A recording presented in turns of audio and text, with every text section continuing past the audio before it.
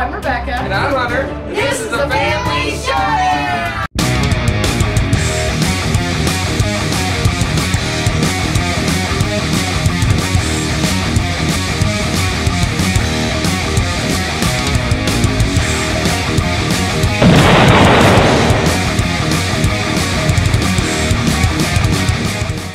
Howdy folks, and welcome back to my top 100 games of 2018. Actually, of all time, the 2018 edition. Hunter is here with me today as we go through, dun, dun, dun, drum roll please, 40 through 31. Yeah! All the good stuff, people, all the good stuff. Not all the good stuff. Oh, it's all the good stuff. Need With more good stuff to come. Oh, okay. So it would be all the good stuff. It's all the good stuff. Don't listen to him. Alright, so we're going to start off today with my number 40. That was my number 22. It has dropped a little bit. But I still love it, and I will never turn down a game. Mostly because no one plays with me. I play on the app. I know what this is. Alone. Because I'm there all by myself. Anyway, Star Realms. Why this weird random box? Because I have a bucket full of expansions here. This box is chock. Even this box right here, chock full of cards. I have multiple expansions of it. Almost all the expansions. I have a lot of expansions. I don't have them all, but I cut out the little box and put it on there so you can tell that this is my Star Realms box. I love it. I like to play this game. It's easy to play anywhere. It's highly portable. It's easy to teach. It's a deck builder. I love deck builders. It's in space. I love space. You can't get much easier than this. It's got different factions in it, so as you're going through and you're building up, you lay out your cards. You've got your money. You build those things. You either have attack points or gold. Blum, blum, blum, blum, blum. Take off. You have a nice little stack of cards that you use for your hit points. You can just subtract the hit points off of, keep track of your score. And you can get bonuses if you get certain types. Say you get the blob faction and you get a bunch of blob ships. They kind of play off of each other. So if you have more than one blob ship come out at the same time, they have extra abilities that will kick in if they're triggered. And there's different things like that. I love it. There's events. There's now like the captains. There's all the sorts of different things going on with it. You don't necessarily need all that. I was very happy with the original. It's kind of fun to have a lot of the bells and whistles with this game. And that is my baby. That is Star Realms. I know this is on Hunter's top 10, let me tell you, because he loves this light little fluffy space game. 191. It made the list. It made the top 210. Oh my! I'm shocked. I actually didn't think it would make your list. It's alright. It's okay. It has the fatal flaw, as we discussed in the previous episode. If you watched the previous episode. It's a deck builder without a board. That is like the death. Which is crazy. I love deck. I love card games, though. Hunter's not a card game person, so keep that in mind when you listen to his opinion.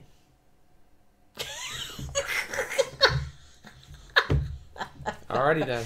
But I am curious. I have not tried Hero Realms yet because I love Star Realms so much, and I was kind of meh on the theme, but everyone keeps raving about how good that is, so someday I will try it. But for now, I'm very happy with my Star Realms. Yeah. Star Realms. It's okay. Hush you. Alright, I know you're going to be happy with my 39. It was my 23. We'll be happy where it is on your list. You'll probably be alright with it. This is my 23 last year. It dropped a little bit, I think, just because we haven't played it that much recently. And there's just better games out there right now. I'm going to be honest. I love it, but it's dropped a little bit. And that is Roll for the Galaxy. This is like Race for the Galaxy, but better with dice. Shockingly, yes. The dice work really well in this. You still have the same thing where you're picking what action you want to do. With the dice, you're also going through, and you can have kind of like a backup plan. So you can put some dice in the area. You're like, I wonder if Hunter will do some planet building. If that's the case, I'm going to put some of these dice that I rolled there, and I'm going to go for this other stuff, and I'm going to hope that that triggers too, so then I get to use all these sets of dice. Same kind of thing as you're doing with Race, except for instead of cards, now you're using these dice for your actions. It does play a little more smoothly, I think, and it's easier to teach people, I think. because it gets rid of a lot of the icons and all these symbols and things that you have to keep flipping through the book and looking up. I don't mind that, but I know, especially if you're teaching it to other people, not so much. The dice are colorful. The expansion is one of the best expansions in board games, period. They added more, a new color dice into this, and oh my goodness, it just made the game, kicked it up a whole nother level. Do you remember what the name of the expansion is? Ambition? Oh, that sounds right. Yeah, Ambition. Maybe. The expansion is fantastic. So if you liked this game at all, you might want to go try out the Ambition expansion. It is golden. It is one of my favorite expansions, period. You're going through and you're collecting. You have a set, I think it's 12. You're supposed to build 12 planets and or different techs. And whoever gets there first is going to trigger the end of the game, but the victory points that are on those things is what actually adds up. So it's possible that you won't trigger the end of the game, but you'll still win because you built some big points up with your planets and whatnot. Really fun game. I love the action selection with this. There's so many good things going on with it. Space theme too. There's a lot of ways to mitigate the dice rolls. There's wilds in there too. It's got a little bit of everything. Love this game. What is it on your list? What level is it? I don't know. It's not as high anymore, is it? No, it's 79. Oh, wow. It's dropped. Okay.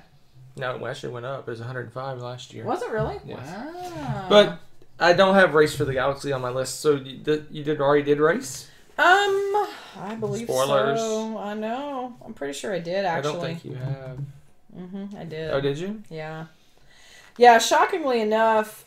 I thought you liked Race better. I did like Race better, but I never get to play it anymore, and it's been punished because I have not played it. Period. Just haven't played it. So I do play it occasionally on the app. I love the Race for the Galaxy app. Yeah, it's my number 68. Okay. So there's been quite a change, honestly, because of that. For the better. You know. So anyway, there you go. That's Roll for the Galaxy. The next one was my number 40 last year. So it's really almost in the exact same spot.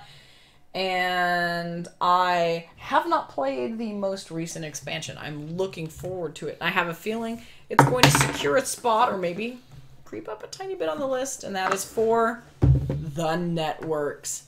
Oh my goodness, I love this game. This game, I don't know why, it hits on so many levels for me. So you've got worker placement, kind of it's not really deck building. You're building up a program lineup of different shows, actors in the shows, and different commercials and things, and you want to fit them in the best time slots for those shows so they can make the maximum amount of viewers and money off of it. And how you're going through and you're selecting those things, and we're both going from the same pool trying to get the best cards from that. So sometimes he'll snipe the cards that I want and vice versa. It's so much fun. The game is goofy. They did spoofs on all of the popular names of shows, so you're going to recognize the names as you're going through, and silly caricatures of actors and things like that. How many rounds does it do? I can't remember. It's only a certain number of rounds, and you're going through and trying to basically just bulk it up. You start out with really lame, horrible shows, because you're on that no-name channel that no one watches, and you've got people, playing random things like, I think one was like old people ranting or something. It was like the name of the game. It's really cheesy, and then you get into these that sound like, I don't think they called it CSI, but they called it like QSI or something cheesy, like they spoof off of these really high ranking shows and this and that, and they make so many more viewers and this and that, and so you're building up, and by the end you've got this great running channel, hopefully getting all these viewers in, and your viewers are your victory points ultimately. So it's just, I really love the way the game ramps up. It plays fantastically 2-player, and it says 60 to 90 minutes. That's probably about right. I think the first play runs long, closer to the hour-and-a-half mark, but as you get more familiar with how the game goes and you're familiar with the shows and this and that, I think the choices become easier for you. So that's my 81. Nice. It's a good game. I think it's flying a little bit under the radar, I think, because it's from a smaller publisher, and I think it's Kickstarter-esque. I know the expansion was Kickstarter. I think the original game was Kickstarter too. I think it was too, yeah. But yeah, it's a good solid little game. It's one of those games where if you enjoy reading the cards and the fluff and stuff, it plays much better than if you ignore that kind of stuff. So like you said, it's got really interesting names and spoofs on stars and shows and commercials, and you can do weird combinations of actors and shows, and it's a fun little. It's kind of like a tongue-in-cheek type game. If you're more of a mechanics and how the game flows and how it works, and you're really interested in that, you may not get quite as much out of this game as if you like the fluff. Yeah. And it's true. They took it for what it was and enjoyed it, right? And I love, so far, I haven't tried the latest expansion, but so far everything they've put out with this has been golden, and I love it, and I love playing it. It's a good time. So definitely check out the networks, guys. Alrighty. We have moved on. This one, oh my gosh. I know why this one leaped up. I think I put it on my list, and it was 165 because we kind of had, for lack of a better word, I want to say like half a play, because we did the little intro scenario. But then after that, after I had made my list for last year, we got to play it again, and then we played a live, in-costume version for everyone, which is what rocketed it up to 37 for me, and that is Fog of Love. Because this game is hysterical.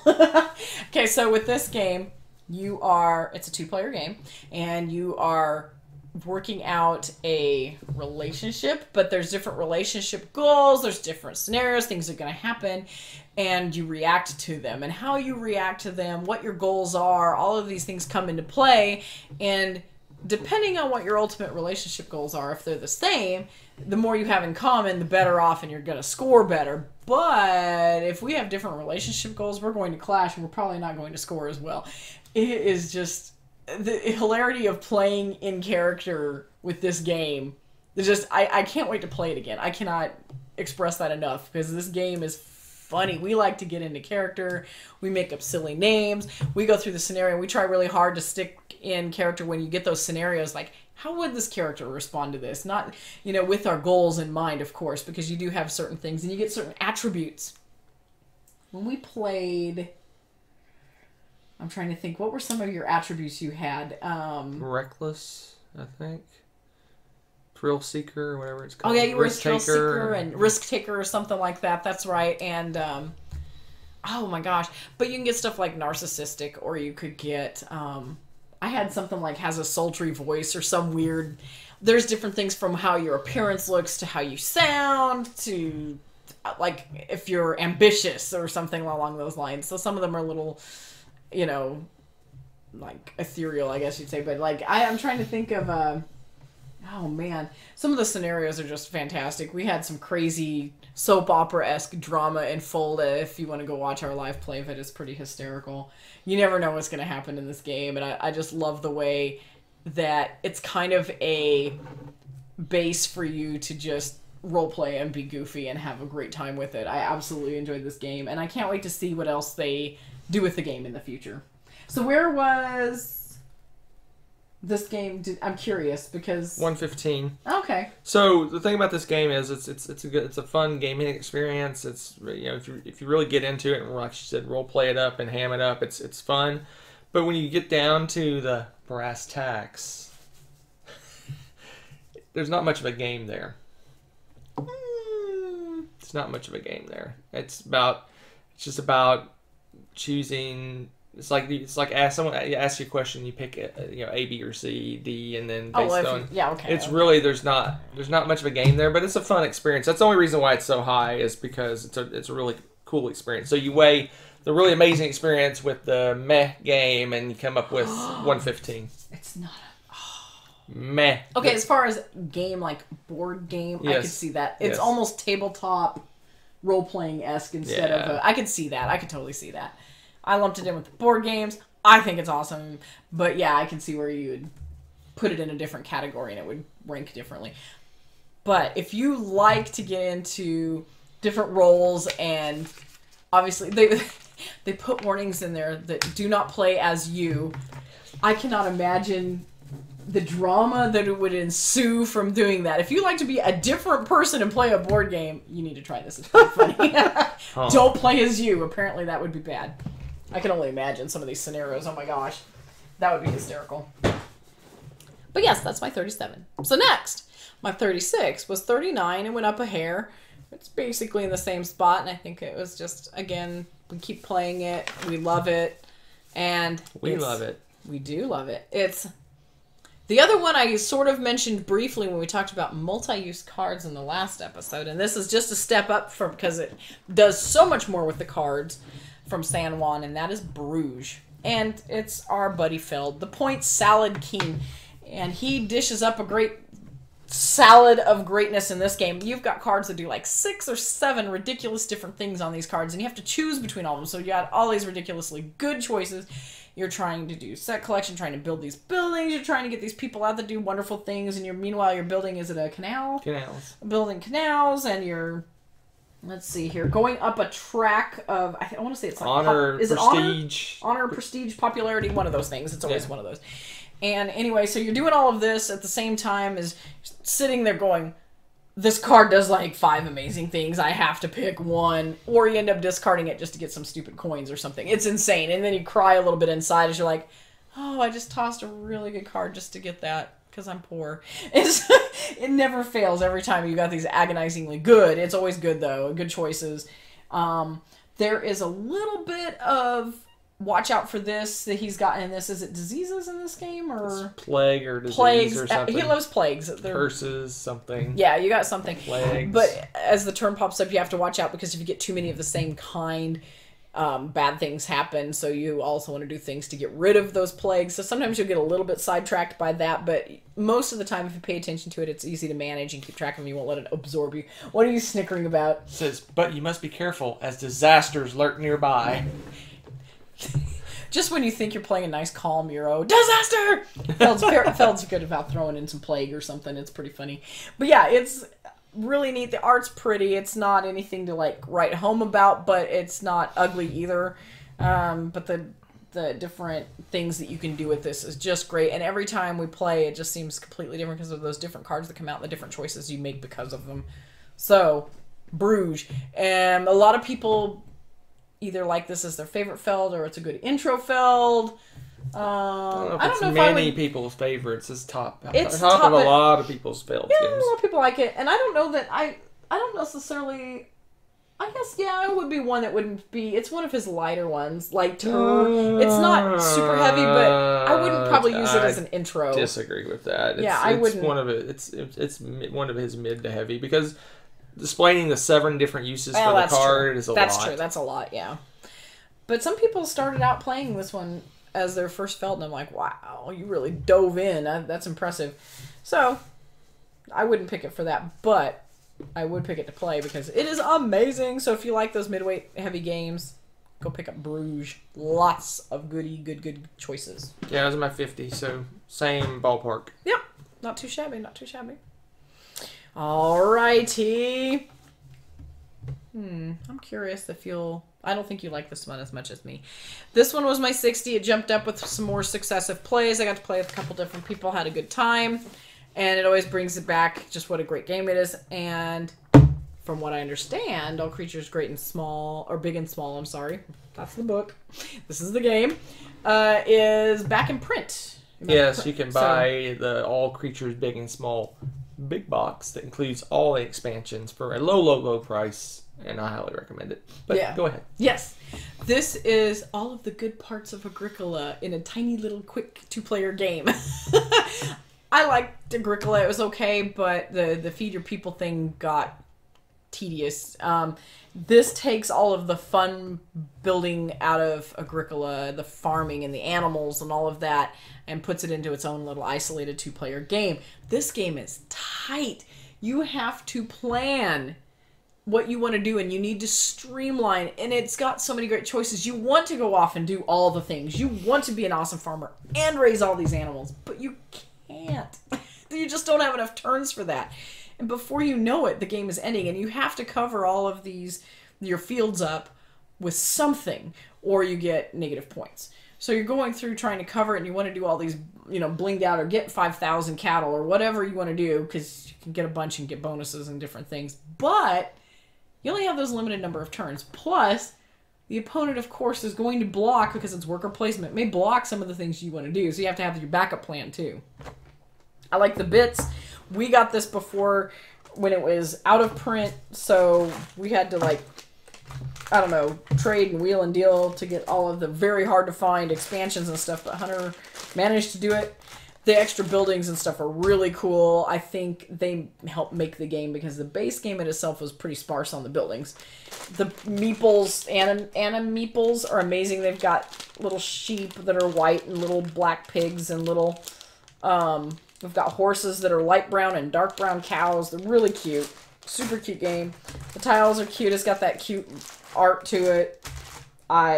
It fits in this nice little box, and it's quite a bit of game for this tiny little 2-player go-to. I think they made the box bigger for those. I would think so, because there's because the big box, but it's not that big. But it's the big and small big box. Something like that. But yeah, anyway, if you haven't played it and you like to do little quick, relatively quick 2-player games, I think this is an hour. Not that long. I want to say it's half an hour. Yeah, you're right. 30 minutes. Gosh. Yeah, so it's even better because it's so quick. You can play 2 games in an hour. But that is Agricola, All Creatures Big and Small. By the way, the books are really good too if you like All Creatures. Great and small, but board game wise, good one. Yep, my 70. Like you said, you like it better than me. It's good. It's a, like you said, it takes all the best pieces, in my opinion, from Agricola. Oh, yeah. Because I like the animals and building the pens and having 3,000 animals. And, yeah. It's fun. Anyway, it's good fun. Good one. Yeah, and it's a steal for getting the big box with all the expansions. It's crazy because we probably paid way too much. Yeah, I was gonna for say the stuff in that box. I don't want to know. So okay, the next one up, we went from little 30-minute game to monster game. Well, sort of. This one was my 25, and it dropped a little bit, and I think the only reason it dropped is because the games above it are just amazing, and I had to put it somewhere kind of thing. That's seriously the situation for Lorenzo Il Magnifico. What are you like freaking out about? This thing is my, what did I put? 34. It was 25. What is it for you? 17. So Go ahead. Describe how horrible this game is. Well, the box is horrible. Look at this. How do you even know what's going on with this game? I've gone over. It's about Lorenzo, right there. Lorenzo. Yeah, this reveals so much about the game. Woo! Want to play this game? No. Look at the back, of course. That will help you sort of get an idea what the game's going on. We got a fairly hefty little Euro going on back here. What I like about this in particular is you have the main board, and you also have your player mat. And on both of those, you've got, well, on your player mat, you kind of can build up a little bit of an engine.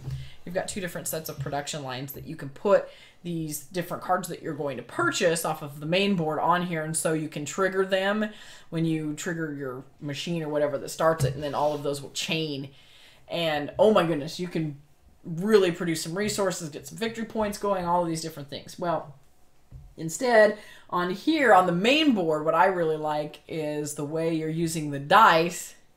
They're communal dice, so everyone suffers if the dice stink. So at least, there's mutual suffering. And so I don't mind it as badly. But you use those to go up the levels, and the first row is really cheap. It might be free or whatever if you have the dice. The next one, it might cost 1 good, and higher you go. You get more impressive cards that are more expensive, but they do more, and you get more benefit the more you pay to get these cards as well. Sometimes they have freebie benefits on the side that go with it. So you're going through, but also the columns, once you go into one column, you've kind of effectively blocked it off unless you pay really stiff fees on top of that. So he might go and get something that helps build up his farming production. But now if I want to go there, I'm going to have to pay all this extra stuff. It might not be worth it for me, so I may want to go to another column and try to build something else up. I really like the push and pull on this. And let's see. Oh, the religion track too. I was going to say what drives this game in particular, instead of the feed your people, you've got this Faith. The faith track, yes. I was like, how religious are you? It's the faith track. You have to get up that a certain level by the end of each round, or crazy detriments hit, and they're pretty punishing. Unless you have something that directly mitigates those, you don't want to ignore them. They could change the game for you and hurt you pretty badly and set you back possibly too much. It depends. So each round you got to make sure you've gotten, taken care of that. And it's hard to find ways to build up your faith. And when they come out, I've noticed that we fight over those pretty heavily. So it's like, ooh, everyone's fighting to get those. It's a lot of fun. And it plays, what's the time on this? 60 to 120 minutes. I want to say it's probably an hour to... Hour and a half. Hour and a half. It's like the magic number for us playing it 2-player. Have we played this 4-player yet? Yes, we haven't played it 4. We played it 3. 3-player, that's twice, right. I think. It's really good. I like it at the both counts. I was gonna say, I know I enjoyed it when I played. I just couldn't remember who I played with us. And the art's, it's colorful. It's easy to see. Once you figure out, learn the rules for the game, it's really easy to jump back into this game, which I find really awesome because it's quite a bit of weight to it. There's so many different things that you can do. The cards do so many different things, but the symbols that they use for it are so straightforward. It's really easy to understand what they're talking about. I rarely have to look up a card anymore, which is nice. So tell us about your number. What'd you say, 17? Let me take a deep breath here. Lorenzo il Magnifico is Magnifico. This game is awesome. It's a perfect midweight Euro game. That 90-minute sweet spot. Plays well at all player counts, like she said. All you do is block off certain sections of the board for the different player numbers. Oh, that's true. That was This a nice has change. dice. Like she says, they're community dice. So everyone suffers or benefits equally. There's all kinds of different paths to victory. You can build up a really big engine to do lots of resources. You can do a machine that gives you all kinds of victory points. You can go for the blue character cards that give you points that way. You can get in-game scoring cards. It has leadership cards that give you special powers. Oh, I forgot about that. Oh, this game is awesome. Oh, so good. So He's good. hugging it. So He likes if you like midweight Euro games, what we consider midweight, I mean, this would probably be a heavy Euro game for some it's people. Heavier. Perfect length. It's just so good, so good. Every time I play, it seems like I try something a little different. Sometimes I go for the military stuff. Sometimes I go the resources. Sometimes I do try to get as many in-game scorings as I can. Oh, so good, so good. Don't let the cover fool you.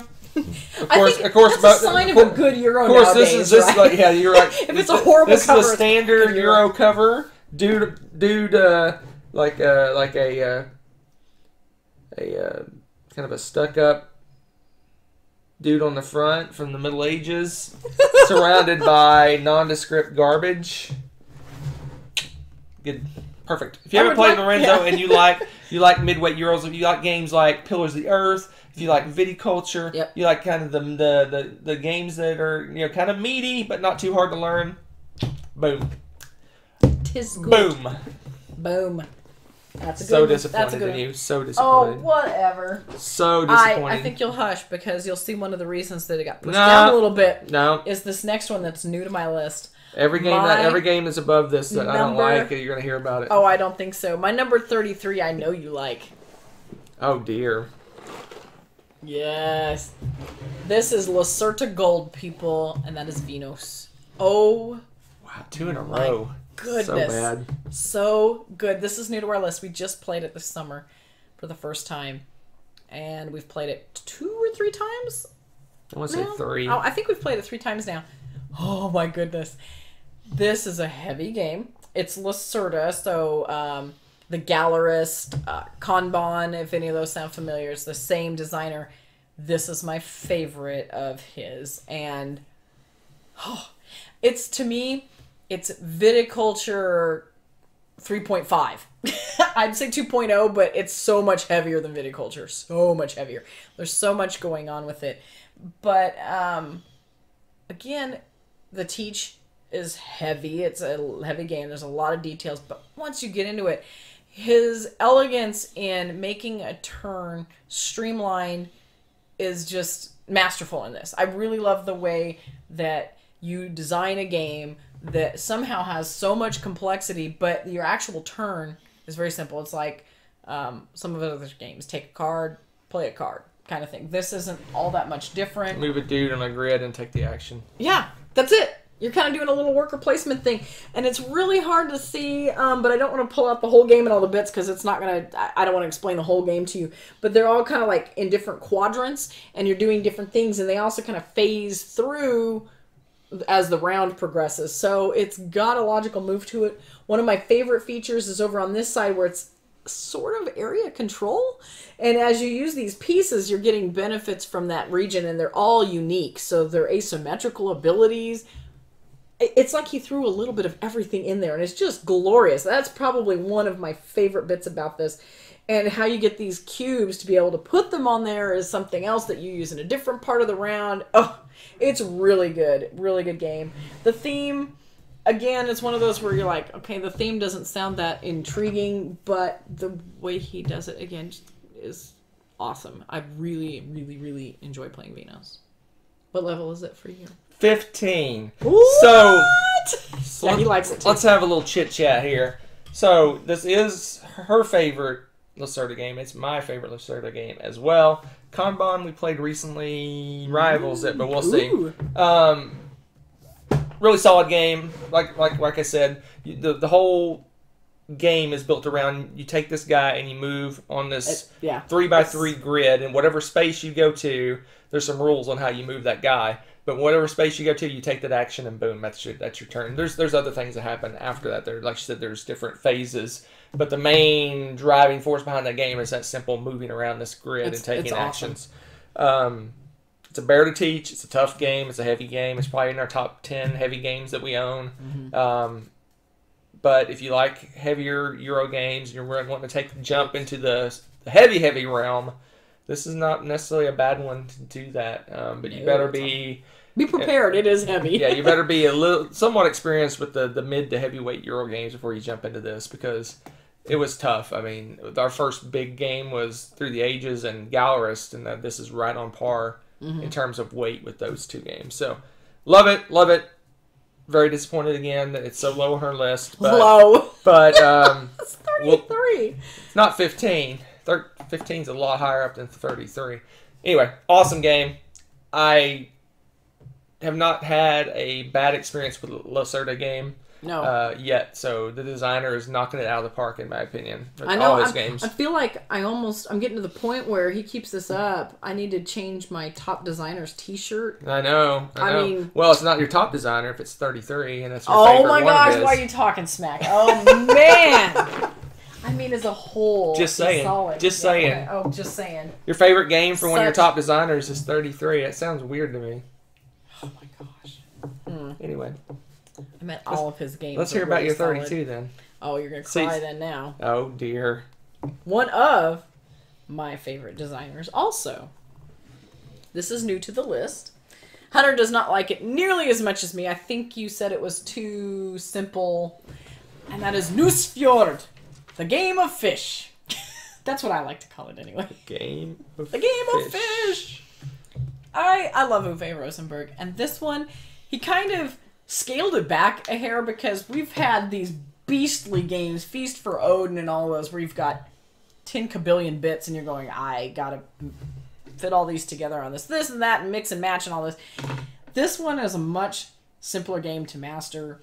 And I love this game. It's about fishing, obviously, and you're collecting fish, and if Hunter's helping me with anything, then I give him some of my fish, and then you've got your elders in the village that help you with different things. Then you also need to feed them some of your fish. So you're doling out all this fish, and you're like, what am I going to do? How do I need to get enough fish to make a profit here?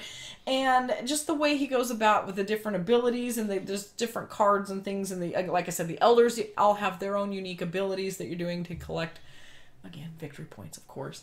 But it's another one of those that says 20 to 100 minutes, which just cracks me up because it depends on, again, like Hunter said before, how many players, of course, but the victory conditions can vary a little bit depending on how you go after the goals. I love that about the game. I like the fact that it can vary because of that, and again, it kind of gives that element of high replayability for me because it's not going to be the same game every time you go after it. Absolutely love it because it depends on what cards come out and what combos and what elders and all of that. Good stuff. I love it. I love the little fish in the game too. That doesn't hurt. All right, go ahead. Let's hear it. I'm waiting. So this is my number 69. This is by far the lightest Uwe Rosenberg game we've played. I mean, it is not. I mean, it is not even in the same ballpark as we own 5 others: Fields of Arle, Feast for Odin, Caverna, they're right behind us. Yeah, I don't know if you Lahav can see or Labora. Those have got to be at least double the weight of this game. This is so much lighter. It's a good introductory game, I would say, but it's somewhat different than his other games. Mm-hmm. It's not like his other games, so you can't really say it's an introductory one. To Uwe, yeah, that's true. But it's, as far as weight-wise to his games, yes. True. Really light, really quick. It's a fun little game. I mean, it's on my list as 69. That's pretty high for a fairly light game. Fairly light. I mean, it's still probably it's still midweight midweight Euro game. Absolutely, but it's not as crazy heavy. It's pretty fast. Plays fast. They bill it as a stock market game. Did they even say that on the back? Which bothers me because I don't get that feeling at all from it. It's not a stock market game. It's not at all, because you can buy stock in the other person's company. It's fish. But all it means is that you get some of their fish every turn. So it's like, no, it's and there's some points involved, but it's not like if your business does really well, your stock values go up or things like that. None of that's going on in the game. It's just like buying a piece of their business, basically. So, but a good one. It's a good one. I don't fault you, since you like lighter games a little more than I do. Yeah, see. But man, compared to the other Felds, whoo, this boy is Uwe. You mean Rosenberg? I mean, oh yeah, this is much lighter. Yeah, I don't know. I fell in love with it, and I don't even have that thing where the one thing where I can put my thumb on it and say, oh, I know exactly why. Something about the smoothness and just him doing something different and picking that lighter play. I think he did a great job with it. So it's alright. Check it out. Check it out. Nusfjord. And it's fun to say. It's got fish. Did I mention the fish? All right. I'm going to make you probably sad again. This was my... Oh my gosh, what is this? This was my 19, and it dropped now to my 31. Ugh. And I think that's just because, honestly, we got to play it a lot, and there's just so many games out there that I'm like... Which, again, I don't know how you could diss number 31 on a list. I'm about to. Mm-hmm. But... Love me some Great Western Trail. This is like one of Hunter's favorite games. He's going to cry now. Yes. I like this game. What just happened? What number is it for you? No, I'm not going to. Go ahead. Tell me why you hate this game. I don't hate this game. It's my number 31. It's beautiful. Oh my god. All the lovely cows. Wow. Okay, so... They kind of plug it as a deck builder. It kind of is. Yeah. But the weird thing is you're not building... Because you're going to Kansas City and you're selling off your cows. But instead of producing one herd of one type of cow, you're building like a run of cows. You want different cows. And the more variety you have is the more points / money, whatever, that you're going to get in Kansas City to be able to move forward in the next... as you go back and cycle again and go back down and get some cows and herd them all the way back up to Kansas City. And you just keep doing that until you meet the end game conditions. So it's a little bit... sometimes the theme seems a little bit wonky in that you're not building up the same type of cow necessarily. But I love the fact that you're building up your deck and trying to get all these different varieties, and they're better. You've got workers on the side that you're trying to purchase. They're really difficult to obtain. There's an engineer, and there's like the carpenter guy, and then a cowboy.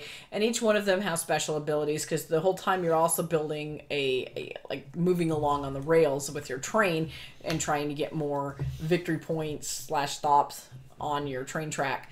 And the engineer helps you do that more easily. Cowboy helps make the cattle purchases more affordable. And then the carpenter guy helps you build your buildings more easily and cheaply. Plus, I think he allows you to build more buildings, because if you don't have enough carpenters, you can only build a certain number of buildings or a certain level or something like that. So there's a lot going on with the game. Each one of the buildings that you're building does different things. It might give you an extra chance to go purchase cows, or let you trade in your extra cows of the same type for money, or there's all these different things. There's also hazards along the way, so you might take another path so you don't have to pay taxes to somebody going across their board But, oh no, you went through the rocky trail and and all this stuff. It's a lot of fun. There's different things in there too where you can get some set collection of some little, like, I think it's different Indian tribes. Was it Indian tribes? Yeah, there's different tribes that you trade with and you can get different sets. And you can collect some of those hazards and purchase those, taking them off the board, but they give you victory points too, and you can get end game conditions where you can get more victory points for sets and different things. A lot of stuff going on in this game. It's quite a bit, kind of top heavy to teach at first, but man, is it smooth and easy to play once you get all of those rules down. It's great. We could just dive into it, and I wouldn't probably need any rules refresher right now. And I love that about this game, because there's a lot to this game. Really well designed. I love it. And somebody loves it a whole lot more. Tell us about it. It's my number 12. Man, this is a whole series of pain, man. This is rough. Anyway, Great Western Trail, awesome game. Some people they poo-poo it as a deck builder. I think it's very much a deck builder because you have all the aspects of deck builder. You start off with a bunch of crappy cows. You're going to be buying more cows, building your deck. You're buying more cows. There's ways to trash some of the crappy cows out of your hand, just like most deck builders have a way to cull your deck. Yeah. But it's really, at its heart, hand management, because you're trying to get the best set of cards in your hand. It's got so many cool things I like. I like the fact that when you upgrade certain things, there's all these skills, different skills you have. You can upgrade them, make them more powerful. You got the train going along. There's some I guess different ways to play it. You can play where you're really trying to push the train as far as you can, trying to build up the best deck of cows. I mean, you got to balance it all together. But what do you focus in on? Mm-hmm. Oh. Awesome. It's got that 90-minute sweet spot. It's got that mid-weight Euro game we talked about with Lorenzo. Oh, it's good any player count, too. Really good. It's really good game. It does run kind of long for a player. Well, it's an hour. I think it's an hour and a half-ish, 2-player, and you're adding about a half an hour every time you add a person. So there's that, but it's such a fun game. I don't mind. I don't know. I like it. I'm with you. And there's so much going on with it, and I love the different buildings and what you can do with them. And you can start the game, isn't there like an A and a B side, so you can decide. The buildings, you basically randomly flip them all up in the air, and then everyone copies the same setup. So you get different buildings each time you play too, and I love that. I like the replayability with it. Super cool. Great Western Trail. Oh, how you've disappointed me. Lorenzo and Vinhos and Great Western Trail. This is a very painful round. I'm gonna need a break. Painfully awesome, you mean? Well, no. Yeah, it's pretty awesome. Painfully underrated.